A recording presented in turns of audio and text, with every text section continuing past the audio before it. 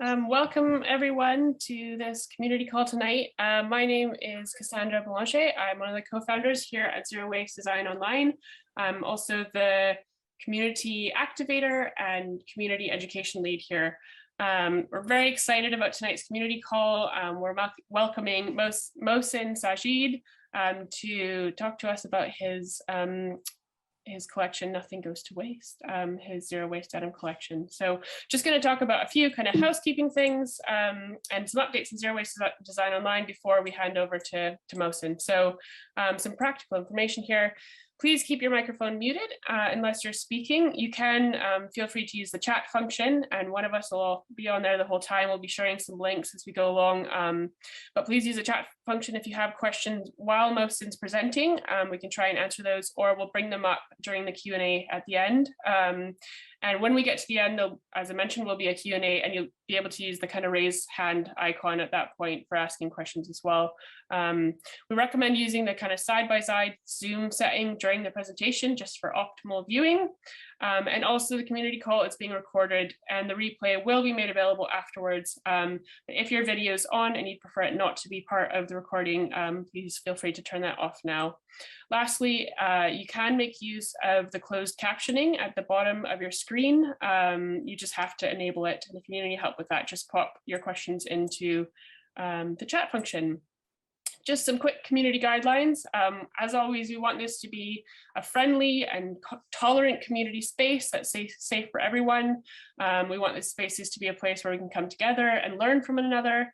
And we aim to create a community space where everyone's welcome, accepted, and valued for their knowledge, skills, background, and experience equally. And as always, we would just want to say thank you to those who support us through our membership. Danielle is just going to pop a little link. If you're interested in learning more about our membership, you can support us for as little as €2 a month to get access to lots of extra perks, including a monthly raffle. Next month, we're going to be raffling a denim jacket, there we go, from Jeans Denim, which is a really great zero waste denim brand here in Glasgow, where I am. So we'll maybe pop a little link into Jeans Denim as well, so you can have a look if you'd like. So keep an eye out for that. Just a little update on our funding. We mentioned last time that we received a €12,000 grant from CirCox, and we have now started that. Milan and I have started kind of a coaching program as well as mentorship and workshops, and we're going to kind of keep you updated about that as things go, kind of share some of our learnings as well. I've just realized I forgot the poll. I'm just going to quickly launch a poll while I'm speaking. If you can answer in the background, we're always just interested to know who you are, where are you joining from. So we're just asking a bit about your background, whether you're a designer, industry, home sewer, student, academic, educator, or you can, if you fall into like another category, you can enter that into the chat. But I'm just going to launch that. And while I kind of finish up this bit, if you can answer, that just helps us in knowing who you are.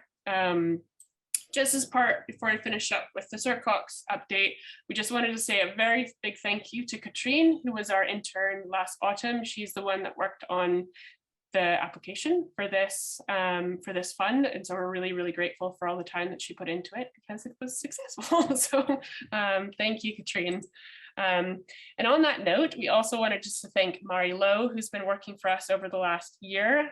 Lovely smiley face. She's been our content creator and digital marketer. And she's done an incredible job of providing really great content to you through kind of socials and helping with community calls, etc. So we're currently transitioning Mari out of the role she's going to kind of be focusing on some other things to do with systems change. She's a systems practitioner, so we're really excited for what Mari's up to. And on that note, we're actually going to introduce Hillary, who is our new community activator. I thought I took half an hour ago. But yeah, I'll pass it over to Hilly just to say a quick hello. Hi everyone. Yeah, really excited to come on to the team, and it's amazing to see the community in these community calls already. We pretty much started this week, so it's exciting to see the support for the team here. Bit of background very quickly. I'm sort of I come from a bit of a policy background and community, working with Common Objective and Fashion Roundtable most recently. Human rights policy background around sustainability in the fashion industry and from that side, and yeah, really excited to come onto the team and help build the community here. Super. Thanks, Hilary. We're very, very excited to have Hilary as well. So you'll be hearing lots from her in the coming weeks and stuff on Instagram and other platforms. So welcome, Hilary. Just as a wee reminder as well, we launched our community directory, which we're also very excited about, last community call. And Danielle's just going to pop a link in. We would absolutely love for you to add yourself to the community directory. This is open to anyone from any background who just wants to kind of connect with other zero waste designers or home sewers, researchers, academics, educators around the world. So Mohsin, you add yourself as well. I will do, for sure. Yeah, but if everyone here, please do add yourself to the directory. And as well as the directory, we now have our zero waste pattern library. Again, anyone with a downloadable zero waste pattern can add their pattern to the library, and we're looking to kind of build the go-to space for zero waste patterns. So again, Danielle just put those links in the chat if you're interested, if you've got something to add. And before I hand it over to Mohsin, just a quick update. And again, we'll pop this link into the chat. Our next community call is about building community and networks. So it's specifically going to be about kind of getting to know you more, you getting to know each other more. We're going to have some breakout rooms and have some conversations and kind of networking time. I kind of hate that word, but for lack of a better word, yeah, get to know each other a bit more. So that's the next community call. That's on April 17th, 7 to 8 p.m. CET. So we hope to see you there. So yeah, we're really excited for Mohsin to join us and to talk about his collection. He's the owner and creative director at ENDRIME. And tonight we're going to be exploring his Nothing Goes to Waste collaborative zero waste denim collection. We're going to learn about his kind of forward-thinking industry collaboration with ENDRIME, which is his ENDRIME. Sorry, it's ENDRIME, right? Yeah, ENDRIME, yeah. ENDRIME. Collaboration with CONE Denim and JEANOLOGIA as well, who I think there's some reps from those companies or brands here tonight as well. So I'm going to pass it over to Mohsin, and then and just to let you know, we're going to keep the main content to the main hour of tonight, but we can stay on longer for the Q&A. So if the kind of content ends up taking a bit longer, we'll make space kind of Q&A time afterwards, so we won't be running away. We'll hopefully be able to answer all your questions. So Mohsin, take over. Thank you so much. My name's Mohsin. I'm a denim designer. I've been denim designer for 20 years. I've worked a lot for really big brands. Name a denim company, I've probably consulted for them or worked for them. That's not even a joke now. People don't really believe half the things that my company or my wife and me have done, but that's how it is. But we've been friends with CONE Denim, which is actually, this collaboration wouldn't have even started without our friends at CONE. And CONE are the original OG denim company. They invented half of the technologies that we use in our denim world now, and they're still innovating, and they're still going strong. And I've been friends with CONE since the beginning of my career. And on and off, we've done lots of work for them and projects for them, and I visited them in like Greensboro and all over the world. And they asked me, is there a project you would like to do?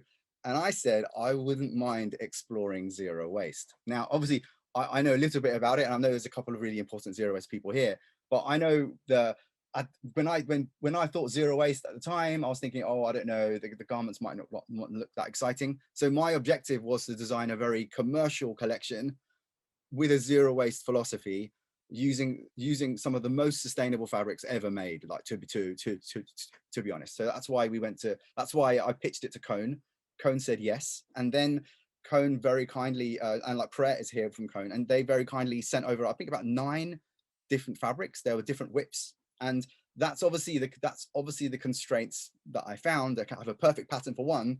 Before I try and use the same pattern on another fabric, you have to start again. So there's lots of drawbacks, but these are just design things that we have to get over personally. And then obviously designing a collection, you can't just design a collection, you need to also finish it and wash it. Not everyone buys raw garments. So we got our friends at like JEANOLOGIA, who are experts at sustainable finishing, to literally you don't have to tell them what to do there. They got their own archives, they're experts, they've been doing this for years and years. So they already had the fabrics to hand, they had treated them, they had tested them, so they knew the shrinkages, and then their artisan designers did lots of nice treatments on these garments. So and then we used sustainable trims, and it was awesome, absolutely awesome. So I'm just gonna play a short video. It's about 1.5 minutes long.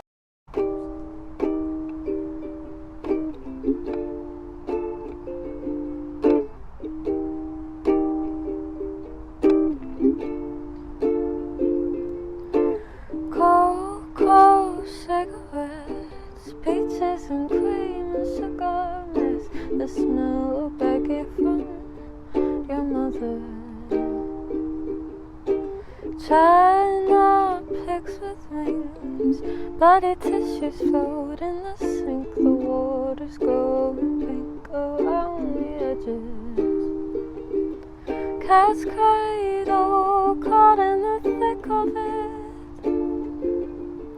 by the skin of your teeth, tangled in licorice. You wanted something sweet, so I give you a piece of me. You're the dog that bites, but I'm still the hand that feeds you. Hold on tight, shake me till I'm see-through. Oh.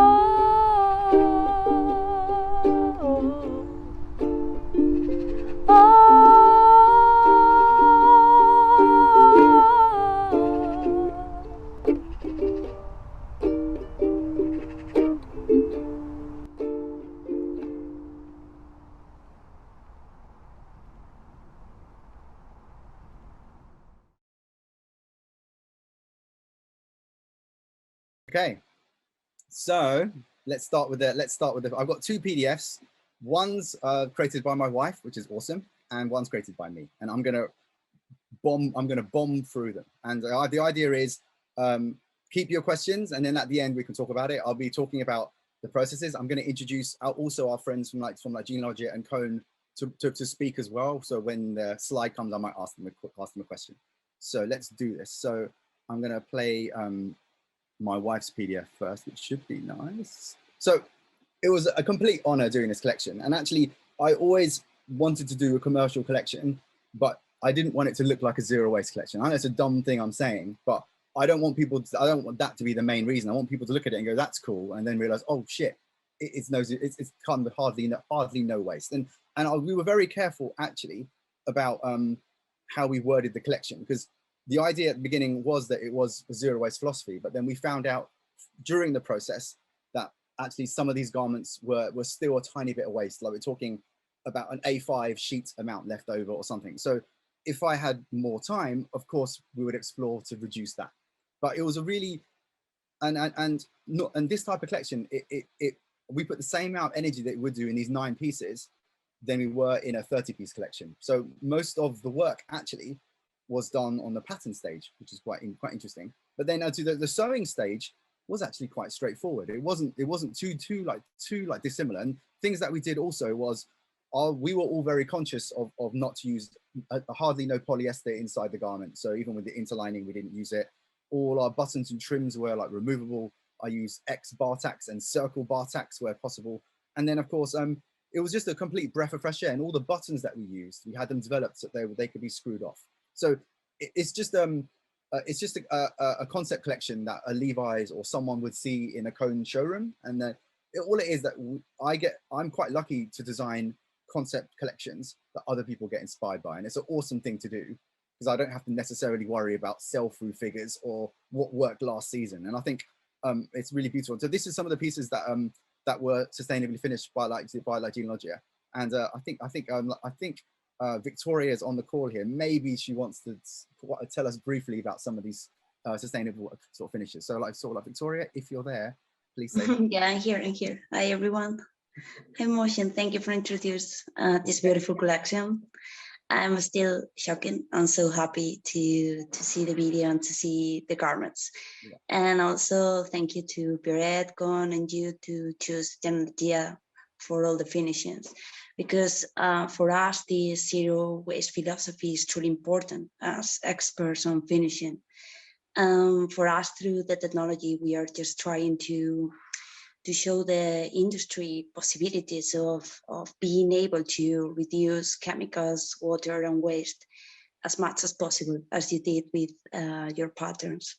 I also saw on your patterns that, as you mentioned, still a small yellow area from the waste, and this is also what is happening when we are washing garments or finishing those, that we are still need chemicals and water. But our aim is to reduce it as much as possible, and this is what we make with those garments. We try to reduce all the steps in order to get this vintage look.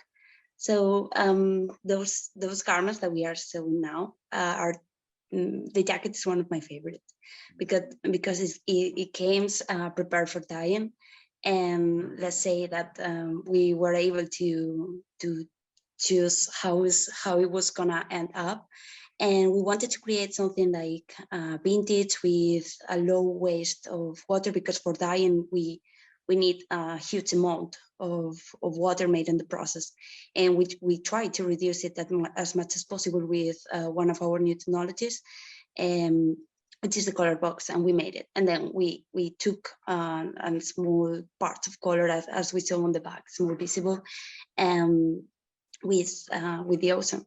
And then for the jeans, it looks like so complicated to make, but it was easy. We use a technology that is, let's say, is applying, instead of having a bath, like with tons of water and chemicals, it's just, let's say, a cloud that is applying like in small nano bubbles with only the chemical need to finish the garment.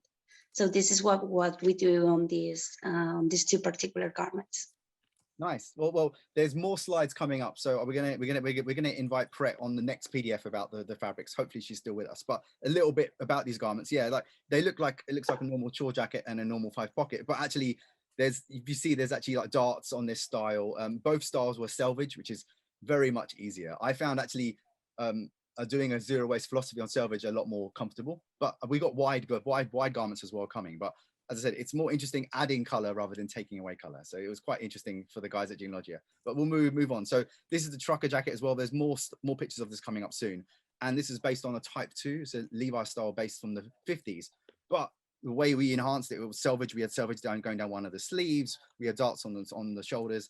And then obviously this pant here, we use circle bar tacks, and there's hardly no waist in it too. But yeah, and then the shirt style was awesome. That's actually based off a Levi shirt from the 1870s. And I've always known that they did zero waste back in the day. So I revisited it and tweaked it slightly. And that was using one of the chambray, like sort of like qualities. And then the more outerwear inspired style, we use X bar tacks, and then there's darts as well. Hard to see on this picture, but in the ones coming up next, you will actually like see them. So that's the end of this PDF quickly. And now we're going to go over to the monster PDF. So this collection wouldn't be possible without our friends at CONE and like JEANOLOGIA. They were from the beginning, at the beginning of this entire process. So and then it's just me and my wife really who designed it all, and then our friends at CONE helped with the fabric, and they picked out some of the most awesome fabrics they've ever done. And it was I really wanted to explain the process of how this collection was done. So we actually documented the entire process, knowing that we were going to share it. So that was the whole key. And as I said, there's not many opportunities where you get to design collections like this and be given the time to do it. So, you know, and I only allocated a short amount of time. I think we allocated only 10 garments or 9 garments we got to make, but this is one of the trucker jackets. And this one's probably one of the most successful garments in the collection. And very proud. You can see clearly here, they'll put darts in sort of unusual places. We did a single stitch that caught every seam. We used buttons that were fully, you could take sort of take them off, and it was awesome. And I encourage lots of skewing and all the little mistakes that you normally find. And so yeah, that was the collection at the beginning. So that's our kind of a mini press flight release. Cool.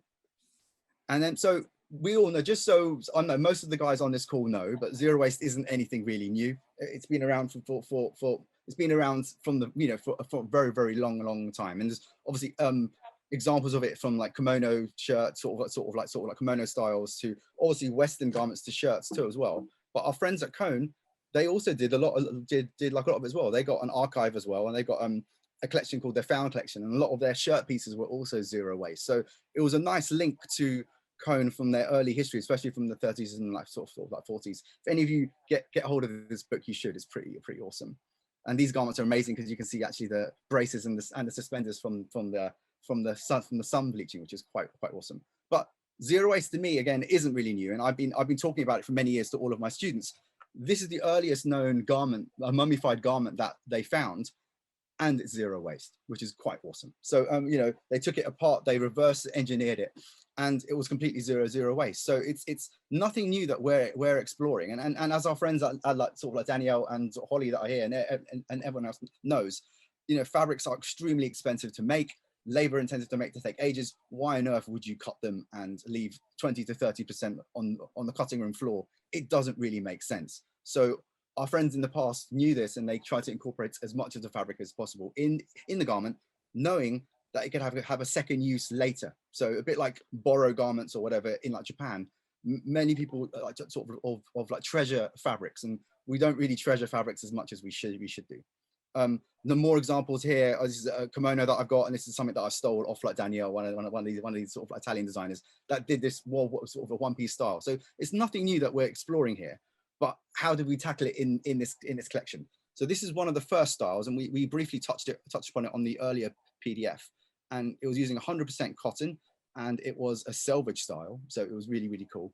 And you know, and it was all, again, washed by like JEANOLOGIA. It also had a very low EIM score. In the field of washing, we're now, especially denim designers and any designers that wash garments, we're very much conscious about how much energy we're using after the garment's been made, how much processing, how much chemicals. So our friends at JEANOLOGIA have a really great scoring system. So you can get very high ratings where you use bleach and all the rest of it, but they try, so anything with a low rating is actually completely amazing. So this one got a low rating, and our friend Victoria has already briefly touched upon it.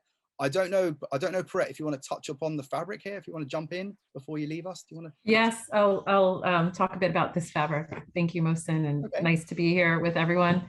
So the fabric that Mohsin used here is part of what CONE calls our community collection. So we developed it about a year ago. We align with causes. We choose a different cause a year. And this one is aligned with water.org, which brings clean water globally to places that are underprivileged. So the selvage ID is a teal selvage. So that's ties together with water.org. And then this fabric actually starts out undyed. So there is no, it's an ecru fabric comprised of cotton and refibra. So again, trying to use circular fibers, refibra being an amazing one. And then it kind of adds to this sort of like plush hand, and it has just like a really chunky twill line. So really beautiful aesthetic details from the fabric side, and then, you know, made with ingredients that will allow the fabric, the garment to degrade eventually, and connecting it to our community cause, water.org.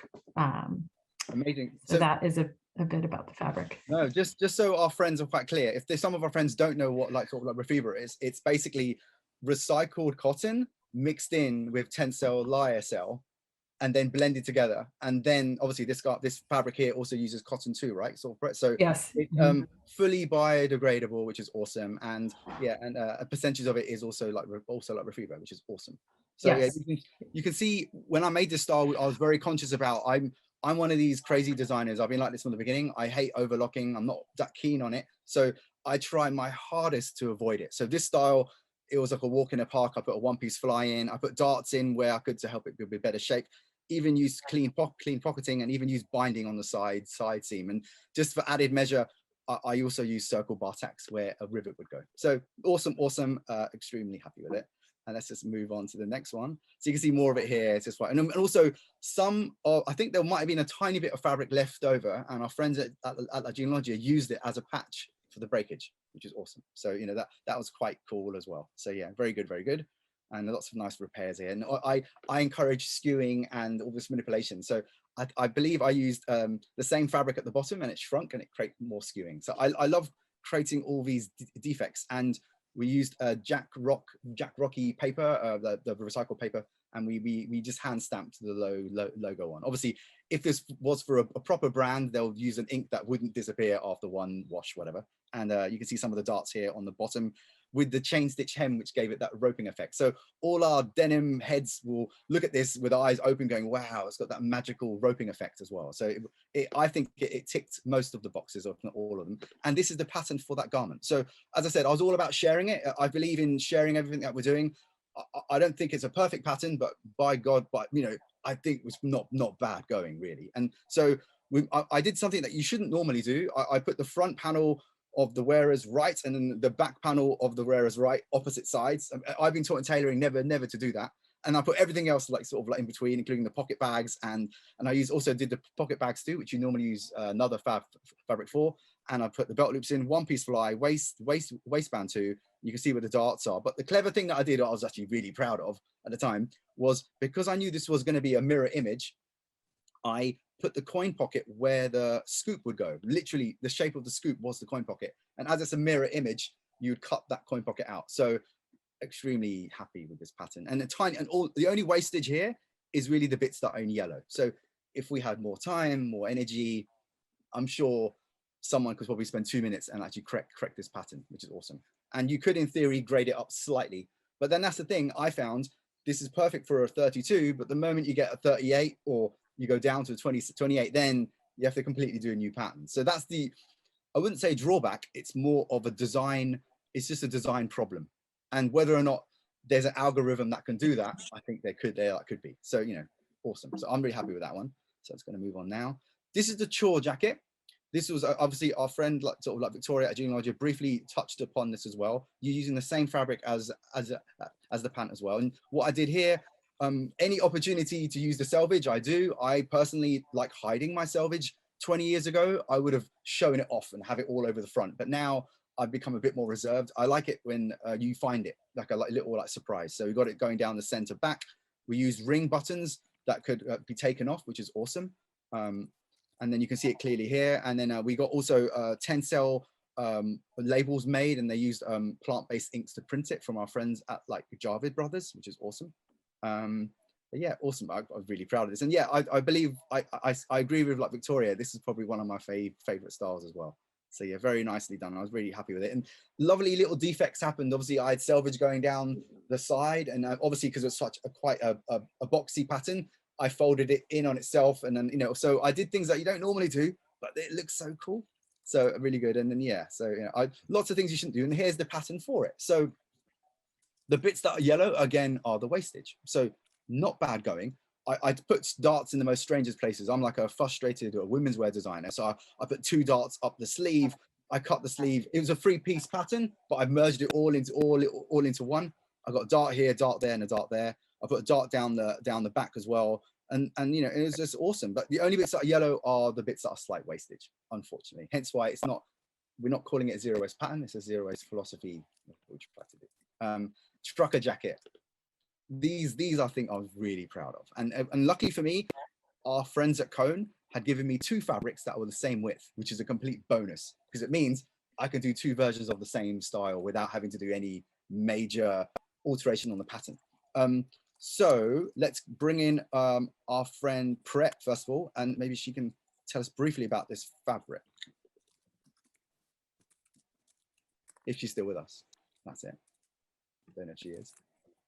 Oh, maybe not. She is actually just left. No, she's left. Okay, don't worry. Then we're going to go straight over to Victoria at JEANOLOGIA, and then she can tell us a little bit more about this particular wash that her team did. Yeah, I'm here, and well, for this jacket, we wanted to keep, let's say, super simple look, but giving just the waist on the particular areas by using the laser.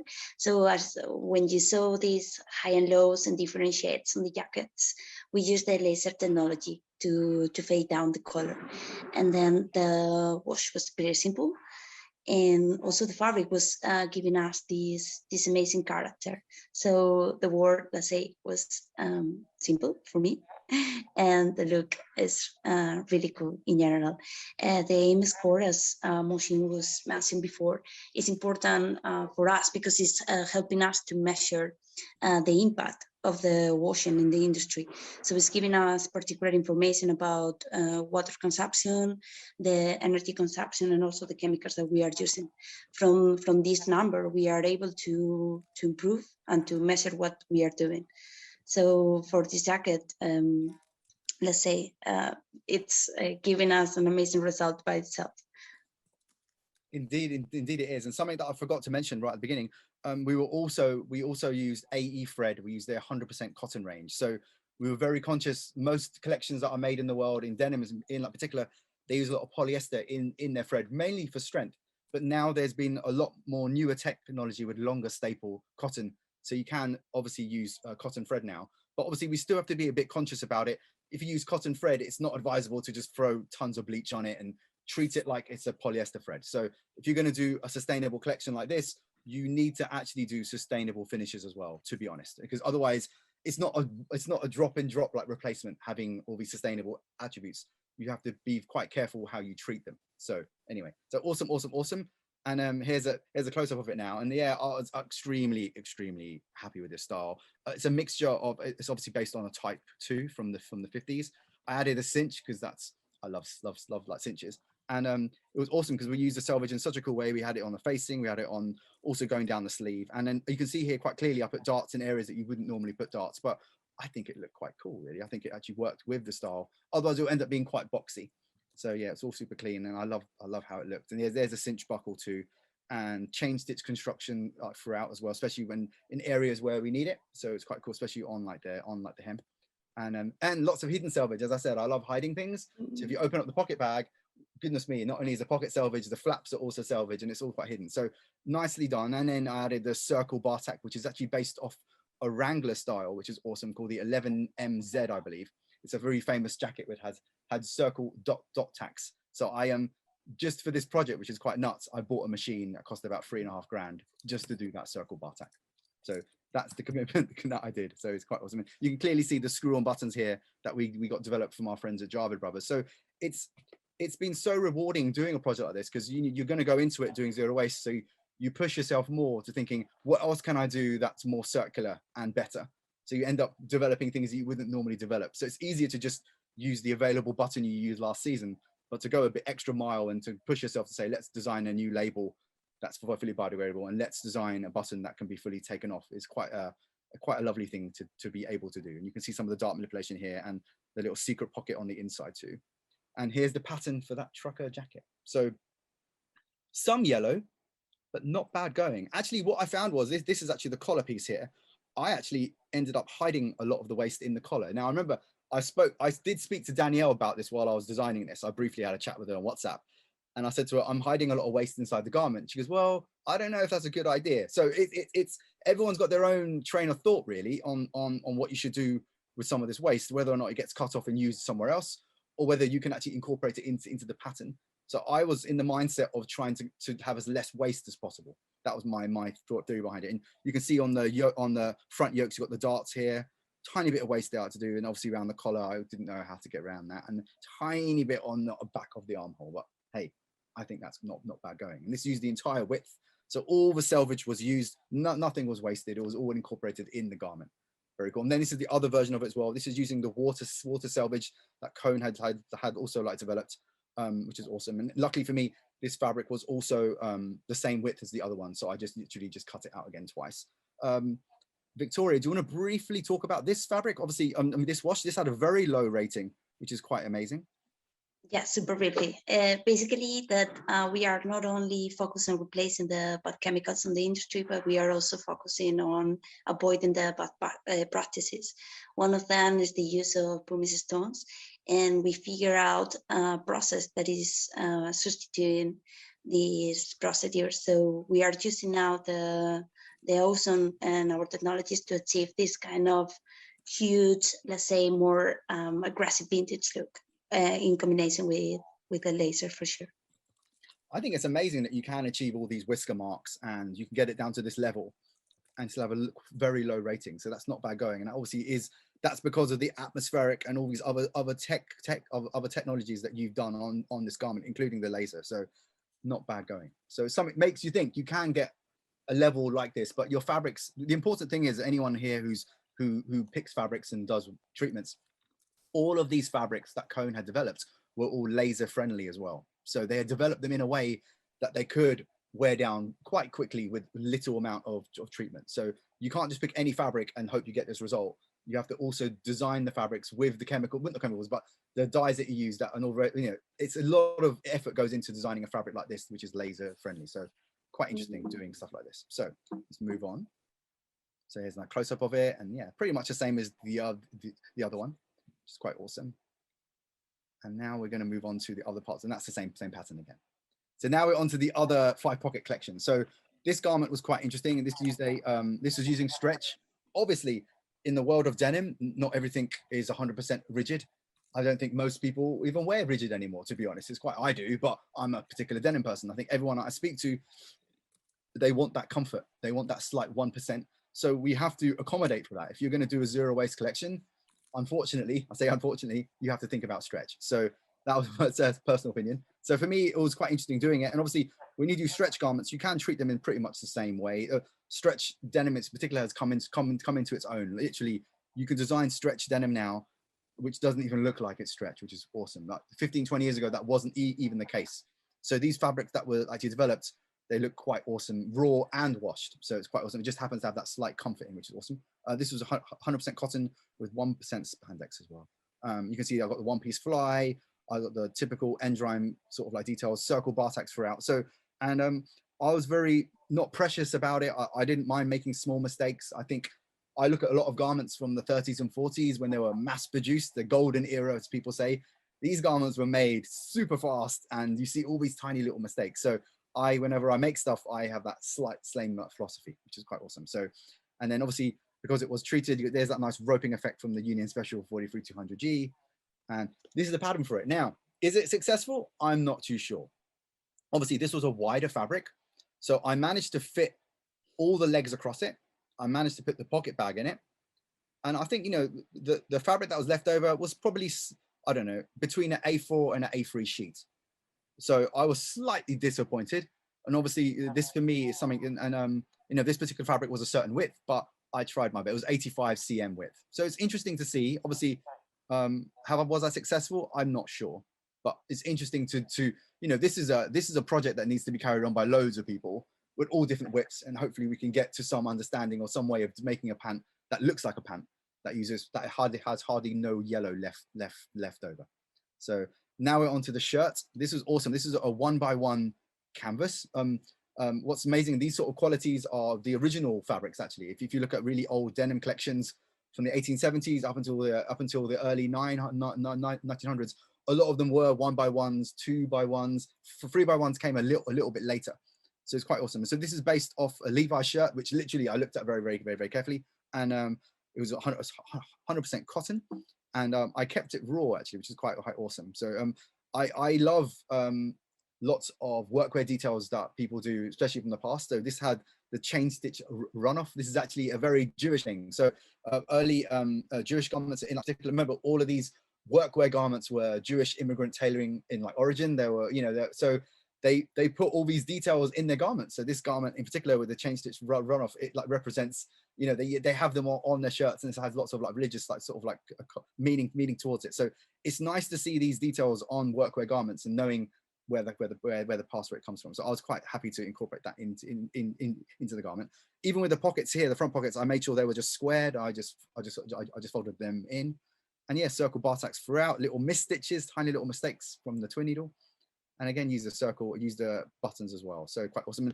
This one, you know, some wastage, but I've done versions of this same style with no wastage. And I think the original shirt was based off a selvage garment, but this particular fabric that I was given wasn't selvage. So if it was selvage, I probably could have eliminated mostly all of it. I believe I could. So it was an attempt. There was some wastage at the end. I think we used some of it for an extra pocket later. But yeah, quite awesome. And now we're on to the mode out indigo. So I don't know if you guys know in the world of technology and spinning, there's many ways to actually dye yarn now. Obviously, the old method is ring dyeing. We have lots of big vats, and the indigo, the warp yarns go in and they dry them and they dry them and they keep on dipping them and they coat the yarn, and the inside of it is still white, which is quite awesome. But this is a slightly different method. So this yarn is actually tensile modal. So it's using a tensile process. But in the dope dyeing stage, so when they get the wood fiber and they break it down and then they add their solvents and it becomes like a gloopy honey-like liquid. When this honey-like liquid is in that state, they actually put indigo dye in it then. And then they extract it through like spinnerets and they make the yarn. But this process of dyeing, 99% water savings, 99% heat savings, 99% energy savings.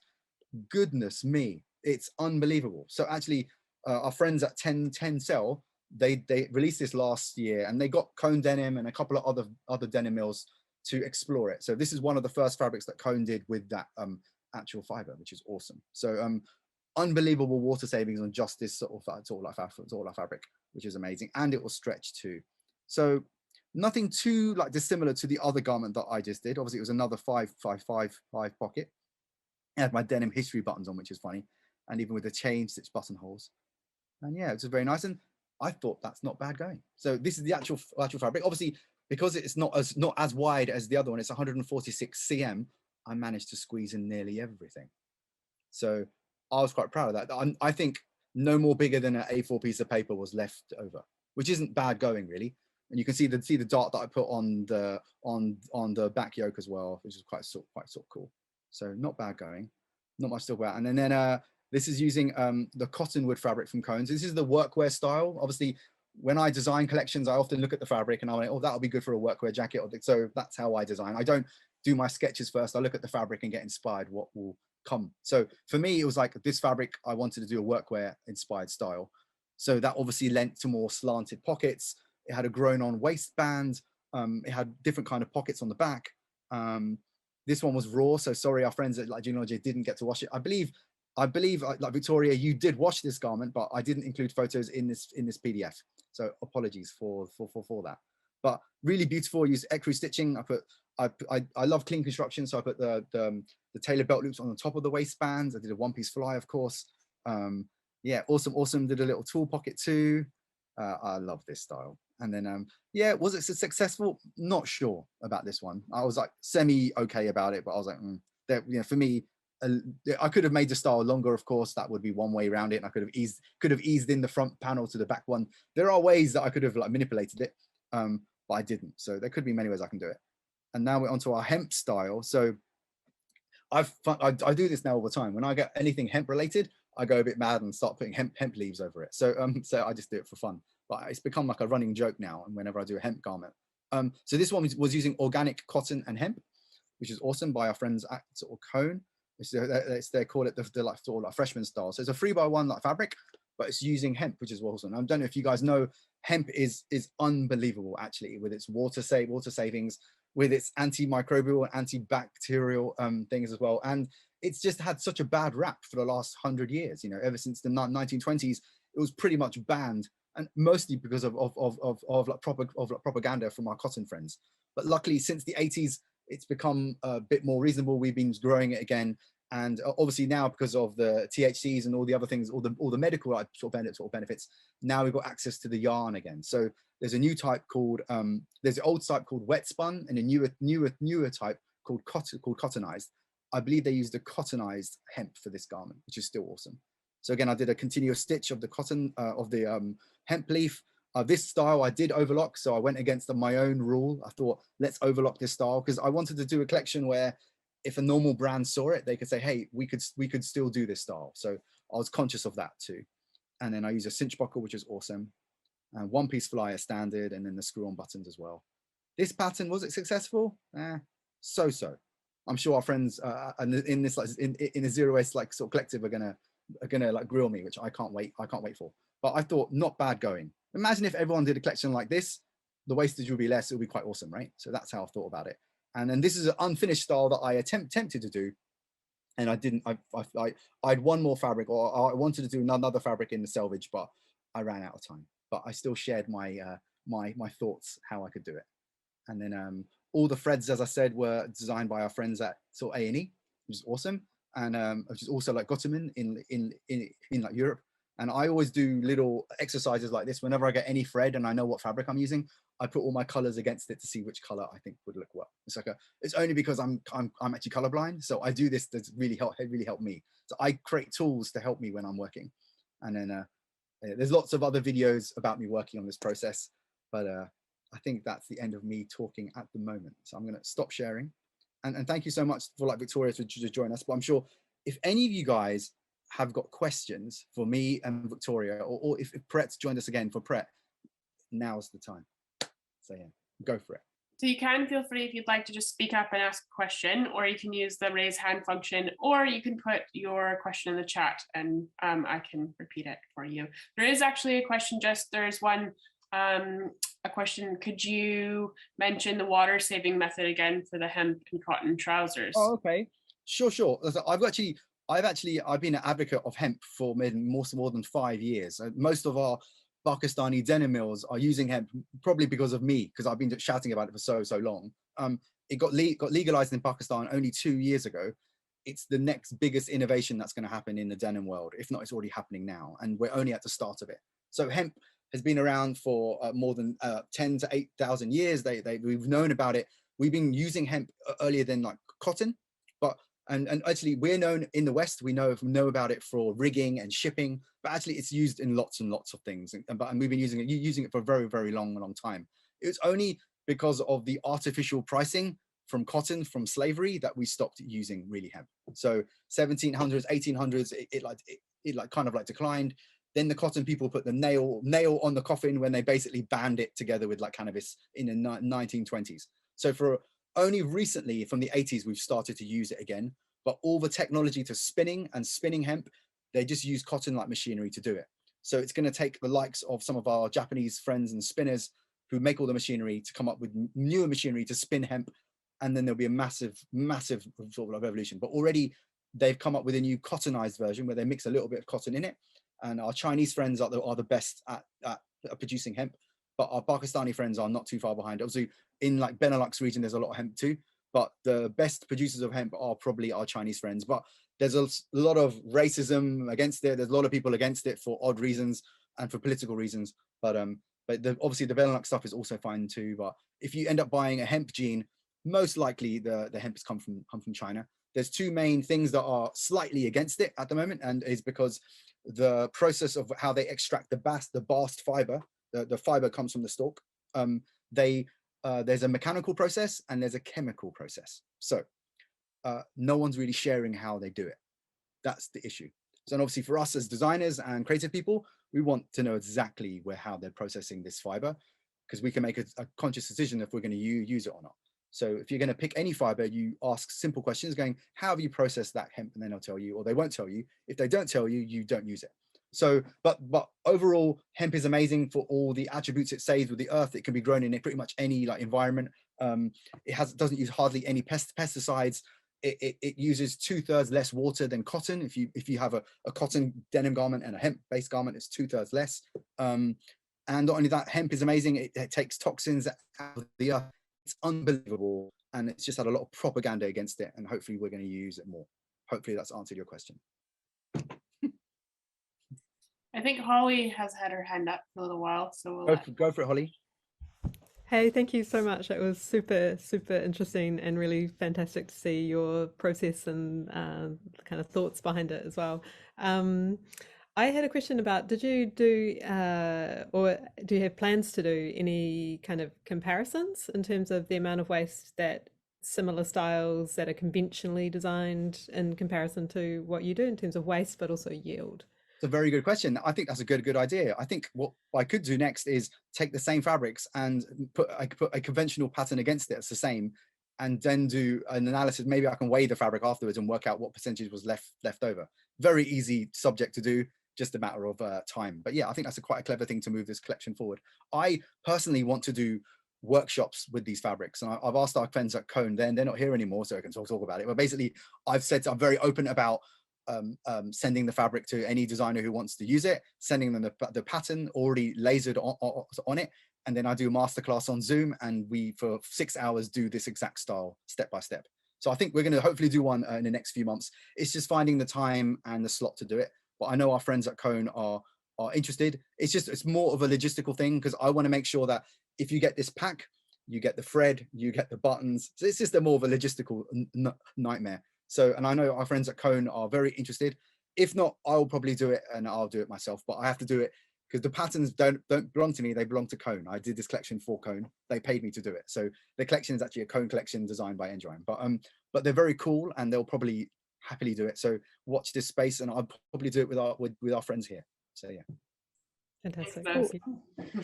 Amazing. I think that directly ties to a question from Sheena Black. Are your patterns available? Are your pattern images available? It would be fun to play around with these ideas. So I think that kind of answers that question, hopefully in the future. I think so.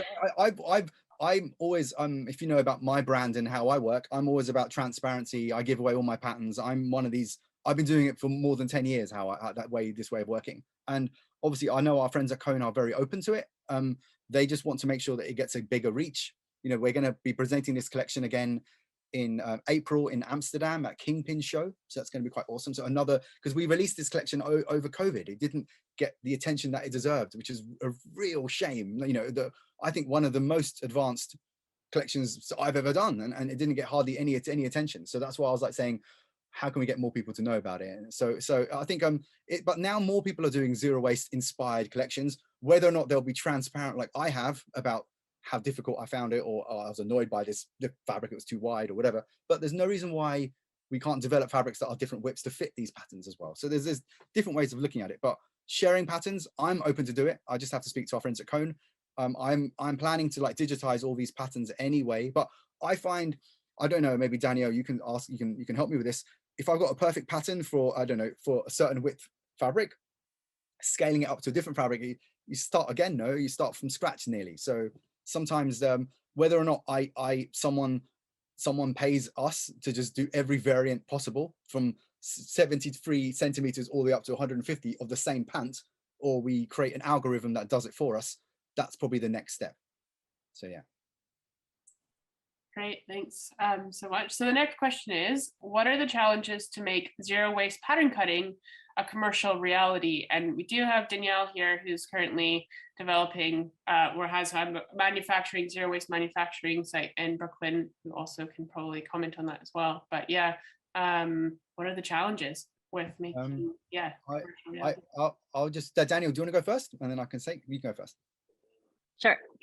I'd say the main challenges stem from the top down. The main thing is a misconception about what zero waste design is. There's so many different lenses of that now, whether it is through pattern cutting, through washing, through dyeing, through life cycle analysis. So that's like the first hurdle to jump through. And then the second one is misconception that zero waste design has to be boxy and huge and eco-chic, like everything gray, you know, that kind of preconceived notion is really difficult to get around.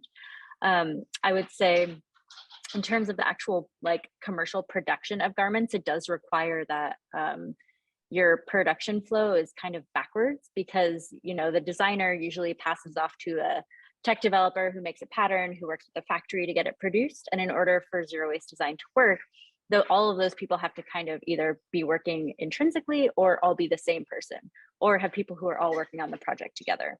So if you get that perfect design and you're ready to get it produced, even still finding a manufacturer who's willing to work on a project like this is quite difficult, to be honest. That's why we opened Decode MFG, because it takes a lot of time to just like set up machinery differently, or understand how things flow in and out of the factory differently. The actual like steps, like Mohsin was saying, are exactly the same. Sewing, like, you know, sewing one thing to another.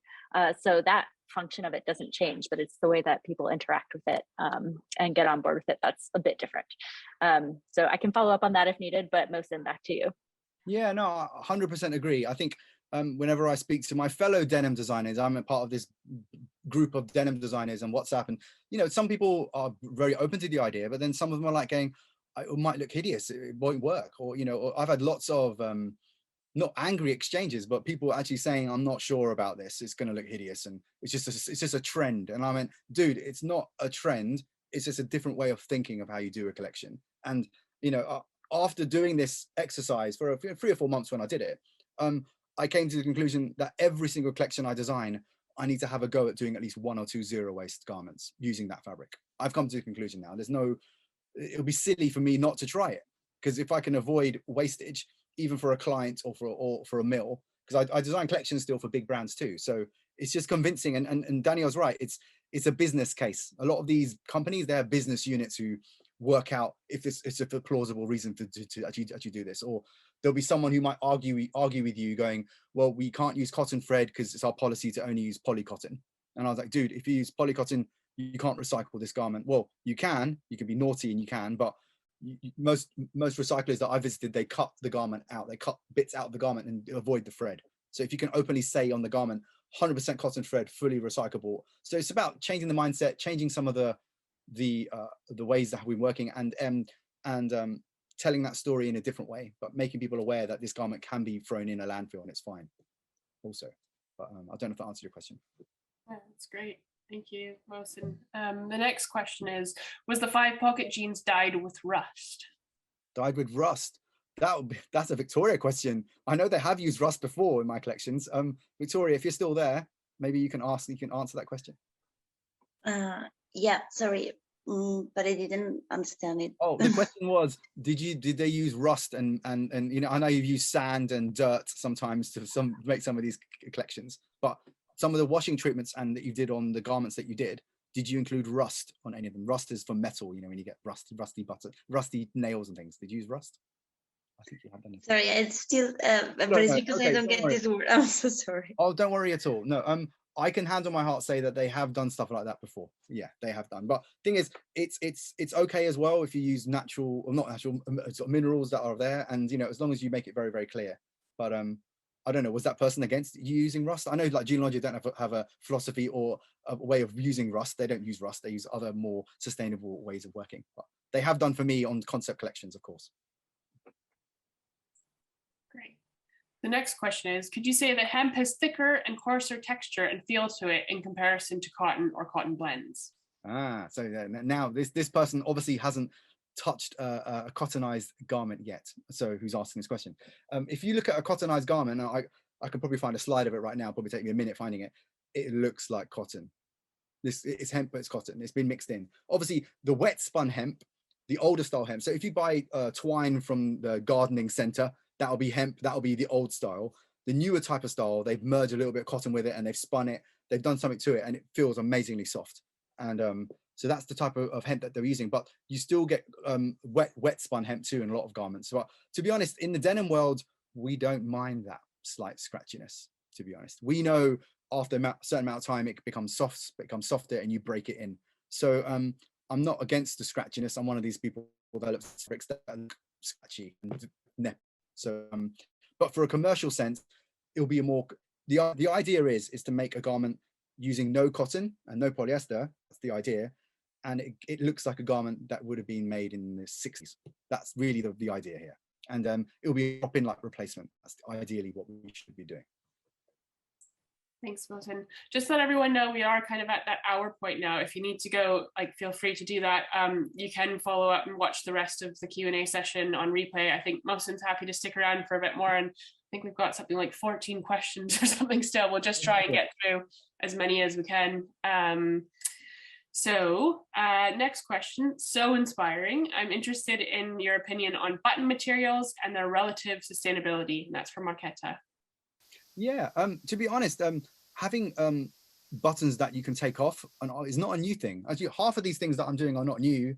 Or one-piece fly, screw-on buttons, buttons with rings on the back. These are all things that were done in the early 1900s or even earlier. So only because jackets and things, you didn't wash them very often, but you had to take the buttons off, so they had removable buttons. So it's nothing new here. It's just changing that mindset in developing a button like that for a modern collection. And most of the people that I show it to, most of the younger designers who are still at college and stuff, they go, "This is so cool. I've never seen this before." And I'm like, dude, if you go vintage hunting, you've come across this stuff all the time. So it's actually showing it to younger people and younger developers and business unit people and convincing them, hey, let's develop a button that can be screwed off, and it's better for everyone.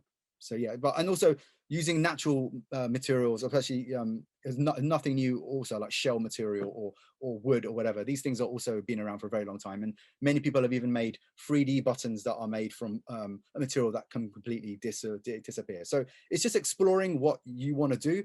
I still wanted to use a metal button. I wanted to develop a collection that a Levi's could buy into, and it would still look like a Levi's garment. I didn't want it to look like a fancy collection. I want it to look like a normal everyday garment that even you can buy at Tesco's, but actually it's fully biodegradable. That was my task. Amazing. Okay, we have the next question, or kind of also comment from Maureen. She says she'd be super interested to hear more about what you would look for in a zero waste related algorithm. If not today, then in the future. My partner is a computer scientist, and we've been brainstorming on this theme for a few months. We think it's a piece of technology that would definitely advance the movement. So I have actually come up with an algorithm. I just haven't released it yet. So I have come up with a way of fitting a pant on practically any width. Yeah, it's like one of these crazy things that it just changes when you just update the. So it's just, yeah, I've done a little animation, but I haven't fully done it properly. But it's something that I might release soon. I don't mind if someone beats me to it. It's nothing new. People have been talking about it for a long time, and someone might have already patented it without me knowing. But as I said, I'm not too precious about these types of things. I just want someone to do it. So if it's me or someone else or a young designer who's 18 years old, when I meet younger people, they always tell me, why aren't we doing this as standard? That's honestly, I teach at 4 or 5 of the biggest colleges in like the UK. The response is always the same. I want to only do zero waste. It's most of the time the answer. So, but I'm not allowed to. I have to do this, whatever it is. So, hopefully, more colleges will be open to doing a zero waste philosophy collection, be it for 3 months or whatever, or 2 months like normal collections are, and then we get some really talented people tackling the problem with lots of time. Because us as creative people who work for a living, it's a luxury to design a collection like this and get paid for it. So yeah. I'm actually just looking through. I think there's actually just a lot of comments. I thought there were questions, but Sheena says, really happy to hear about the secrecy surrounding hemp processing that doesn't use chemicals. I've been trying to find out how hemp is processed. I work a lot with stinging nettle, trying to figure out how to make cloth out and in an expedient manner. Knowing how hemp is processed would really help. A lot of our Pakistani friends and Chinese friends will share. I know there's a chemical process that our friends in China do, but they also do a mechanical process, and I'm more in favor of the mechanical process. I will be traveling. I haven't been traveling for 2 years, but I will get over to Pakistan and China hopefully at the end of this year, and I will video the process and show everyone. So yeah, but they're not too secretive. They just, they say it's their intellectual property, but it's not. It's common knowledge how they do it, but I just haven't seen a video of them doing it. So yeah. Holly also left a comment saying, I love your comment about how technology for spinning yarn has focused on cotton and how that has impacted on what we use, what we accept as standard, and aesthetics. And then we measure hemp against cotton when cotton has been the focus of technology development for the last 100+ years. Yeah, cotton's got a 200-year head start in spinning technology. It would only take a mill to do it. It will take a Levi's or a Gap to say, we're going to invest. But these companies, they don't invest like that. They go to a mill, like Artistic Milliners or one big mill that will supply them the fiber, and they'll say, we want to invest in hemp. And then Artistic Milliners will then hire the guys at like the guys in China or like Japan, the spinning guys, to make a machine to spin. And it's a 5, 10 year, 20-year process of inventing new machinery. But the good thing is hemp has been legalized now in most countries for working and to using the yarn. It's going to be the biggest thing that's going to happen. That and like Tencel, but yeah. So yeah. Great. I think that's all the questions in the chat. I don't know if anyone else has a question they just want to kind of speak up and ask Mohsin before we close.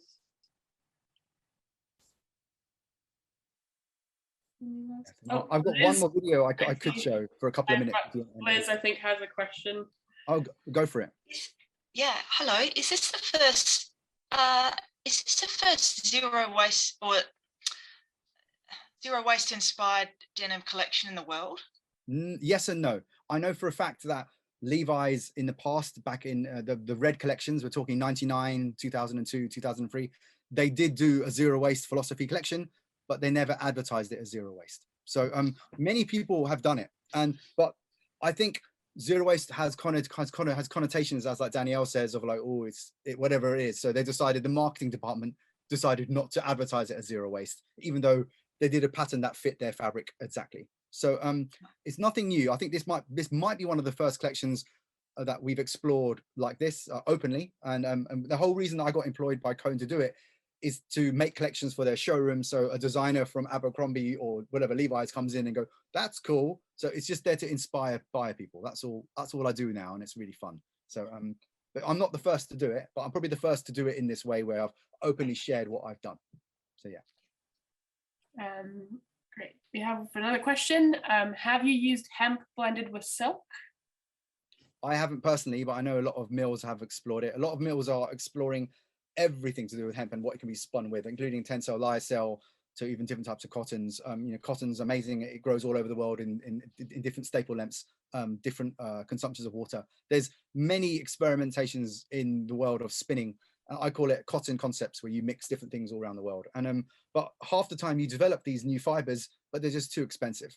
You know, so you know, I developed a denim which used feathers, for instance. You know, so from the byproduct of the meat industry, everyone thought it was like disgusting. And I'm like, well, is it? If it's processed and cleaned, it's like a warm feeling denim instead of using a puffer jacket. You know, so it's just changing the mindset of how. And I remember there was a silk denim made with spider silk or whatever. So everyone's experimenting with different. Even Tencel made a denim made out of orange peel. You can get fiber from anything, to be honest, like anything, and you can spin it. But it's just convincing a mill and convincing a spinner to do it, and in a way that it's commercial. And half the time, these new technologies are just too expensive. That, you know, hemp right now, I believe, is like 2 times more expensive than cotton. That's why you don't get 100% hemp garments yet. It just doesn't. It's just too expensive. It wouldn't be commercial enough. Obviously, the likes of Prada or some of these more high-end brands that can afford a $30 fabric sure can use it. But the likes of a Levi's at $1.70 or whatever, or a Primark or a Next or Gap, no. But they are experimenting with hemp, of course, but at the 5 to 20 to 30% range. I don't know if I answered your question. Can I jump in and ask a question? Mm. So I wanted to know, for you personally, what was the most frustrating thing about doing a zero waste collection? Because I know a lot of people get very frustrated in the process, and it can be a deterrent for future things. But I wanted to know, for you, from your experience, what was the most frustrating thing, and will that deter you going forward? You tell me. I like puzzles. I'm a bit like you, like Danielle. But I like a little challenge, and I've always liked pattern cutting. I always did the most complicated pattern cutting as a student 25 years ago, and I really enjoyed it. But I enjoy doing patterns that are complicated, but from far away they look simple. So that's the goal. How my own way of working. When you look up close, you're like, holy shit, there's loads going on, or whatever. So but no, I was slightly frustrated that some of the fabrics I couldn't manage to make it work. I was constricted by time. I had a time limit to design this collection. As I kept on saying, if I had another go at doing the pattern again, I'll probably spend, you know, and these patterns didn't take me long to do. We're talking only a few hours work on pattern cutting. Making it probably took half a day to make, and then but I had to do 9 others at the same time over a space of a week. So, you know, it's one of these things. It's just time and money. I wish I could just hire a group of young designers and just give them the challenge of these are the 15 fabrics that Levi's use that are the commercial ones they use. Design a collection that has no waste in it, and then we'll present it to Levi's, for instance. So it's like having a challenge like that would be quite awesome, and it will benefit everyone if we did it. Or we did a survey and we figured out what are the best-selling fabrics and their whips, and we designed garments, everyday garments in those whips, and then shared it.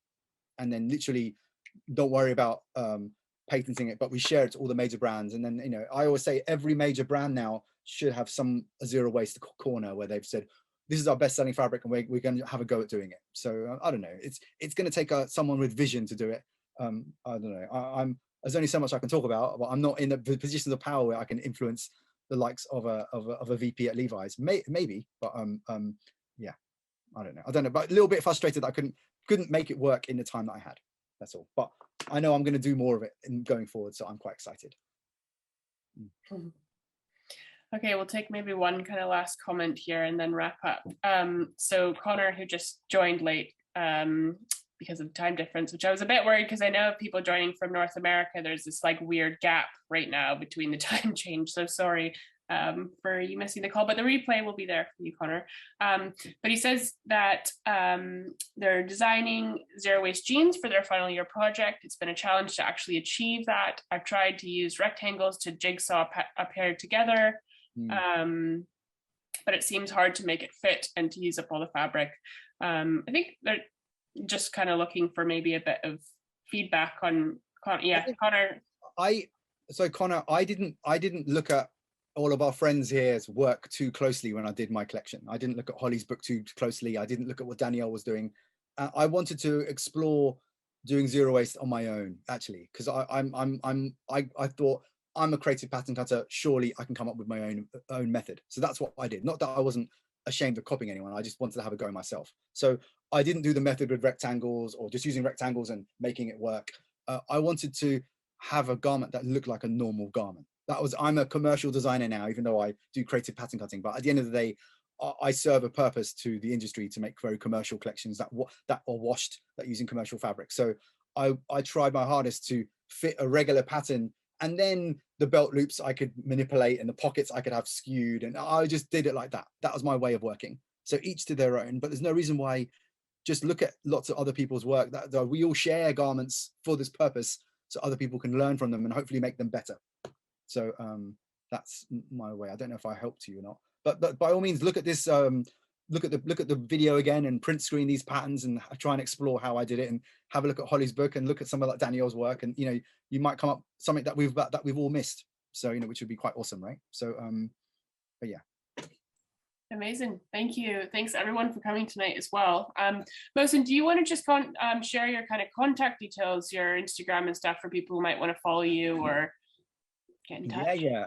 Give me 1 second. I'll have a little slide up right there. I'm going to find a slide there for you that will be helpful. But I've got one last video I can share. It's like a minute long of me talking about the collection, which might be a nice way to end off. And I want to also say that all these videos that you saw are all directed by my lovely wife, Sadia. Poor thing never gets credited at all, but she's half of ENDRIME actually, and I'm the one who gets a lot of the well done stuff. But actually, Sadia is a lot, and anyone who works with us knows it's mostly Sadia, so it's quite funny actually. But she was involved in the graphic design of this project. So let me just pull up this slide. I'll be just another minute, and then it'll be a final slide to end off, and then I'll show a little video as well, which will be awesome for you guys to see. So another minute of me talking about the collection, and I think that's probably a nice way to end off this collection. So just give me 1 second. I've got a denim history masterclass that I do, but you can find me on ENDRIME. On Instagram, I've got ENDRIME, denim history, my own name, Mohsin Sajid, and ENDRIME Studio as well. So I have 4 Instagrams, which is quite nuts. You probably think, why has he got 4 Instagrams? It's only because I do so much work with students, do so much work with my brand, and so much work as a consultant. I had to have different Instagrams for that purpose. Otherwise, it gets really messy seeing pictures of my garden in my my account for work. So okay, I found it now. Just give me just a lovely discussion, and I want to thank you again for inviting me and inviting CONE and our friends at like JEANOLOGIA to be a part of this. And I don't think this is a trend at all. So I think this is a super important what we're all exploring, like kind of like sort of like together. And I think more people need to experiment, or at least go on their own journey to do it, personally speaking. And I think if every major denim brand at least did 1 or 2 zero waste garments based on their best selling fabrics, I think it's only a good thing. So I've nearly found that video that I'm going to show you. It was such an honor for me and Sadia to work on this zero waste collection for CONE together with our friends at JEANOLOGIA. I've always, as a designer, tried my hardest to eliminate waste, even from the very beginning. Don't like the way things are finished. So for me, it was always about the cleanest way to possibly make a jean. And so I've always been doing some essences of zero waste when it comes to the one-piece fly or doing a clean waistband.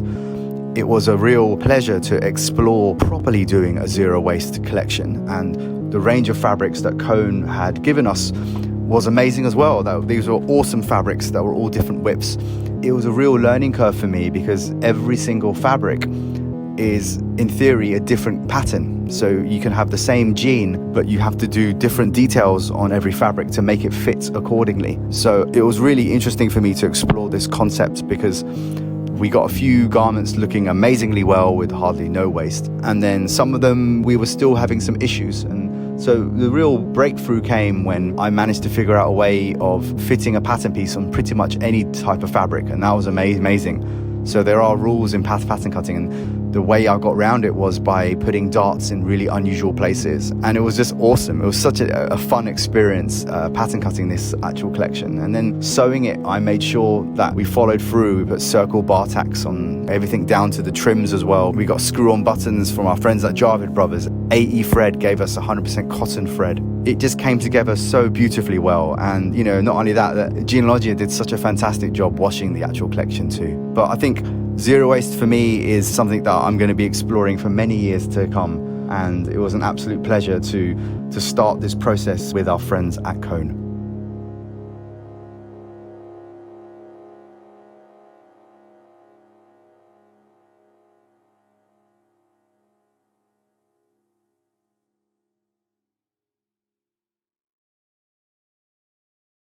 Thank you. Yeah. Any more questions? Or should we end it here? So yeah, thank you so much again for letting me speak and being a part of this. And I'm very honored to speak with you guys as well, and especially being with really talented people that I've got books on. So yeah, really, really nice. Thank you so much, Mohsin. We really appreciate you taking the time. And yeah, your project is just so inspiring. You've obviously got so much passion for denim, and we're really grateful that you've come and shared with our community as well. So you'll hear more about Mohsin in the coming months and stuff on our platform too. So just keep an eye out. Thanks everyone. And remember, you can book into the next community call, which is about building community and networks. So hopefully we'll see you there. Thank you so much. And thank you to Victoria and Perrette for joining from JEANOLOGIA and CONE. Thank you. Thank you for having us. Congratulations. Bye, guys. Bye. Thank you all. Goodbye. Bye.